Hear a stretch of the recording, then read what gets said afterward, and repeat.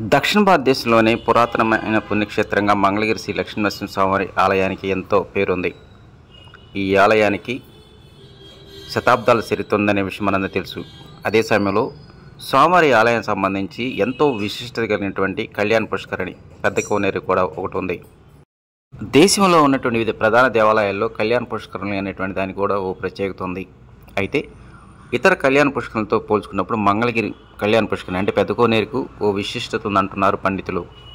పైనుంచి చూసినప్పుడు పూర్తి స్థాయిలో శ్రీచక్ర ఆకారం కలిగినటువంటి ఈ కోనేరు ప్రత్యేకత అంటున్నారు వారు. ఇంతటి ప్రాధాన్యత కలిగినటువంటి ఈ కోనేరుని పునర్నిర్మాణ పనులు చేపట్టాలని గతంలో అధికారులు నిర్ణయించారు. ఆ నేపథ్యంలోనే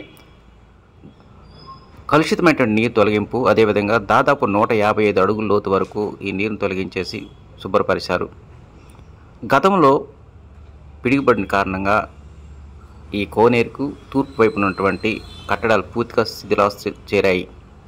వాటిని తక్షణమే పునర్నిర్మాణ పనులు చేపట్టాలని పురావస్తు శాఖకు సంబంధించినటువంటి అధికారులు సూచనలు చేశారు. ఆ నేపథ్యంలోనే ఆలయ అధికారులు కూడా ఈ పనులు చేపట్టడానికి నిర్ణయించుకున్నారు. అయితే వివిధ కారణాలతో ఇప్పటి వరకు జాప్యం జరిగింది. కూటమి ప్రభుత్వం వచ్చిన తర్వాత మరి ముఖ్యంగా రాష్ట్ర ఐటీ విద్యాశాఖ మంత్రి నారా లోకేష్ గారి ఆదేశాల మేరకు తక్షణమే ఈ కోనేరు నిర్మాణ పనులు చేపట్టాలని అధికారులు నిర్ణయించారు. దానిలో భాగంగానే భవిష్యత్తులో ఎలాంటి ఇబ్బందులు లేకుండా పగడ్బందీగా భారీ కట్టడాలకు రూపకల్పన చేస్తూ ఉన్నారు. ప్రకాశం జిల్లా నుంచి తీసుకొచ్చిన భారీ గ్రానైట్ రాయితో కింద నుంచి కాంక్రీట్ బెడ్ వేసుకుంటూ మెట్టి పేర్చుకుంటూ పైకి తీసుకొస్తూ ఉన్నారు. ఈ కట్టడాలు పూర్తయిన తర్వాత తూర్పు వైపున శిథిలావస్థ చేరుకున్నటువంటి ఈ మెట్ల మార్గాన్ని కూడా పూర్తి చేస్తామని ఆలయ అధికారులు తెలియజేశారు.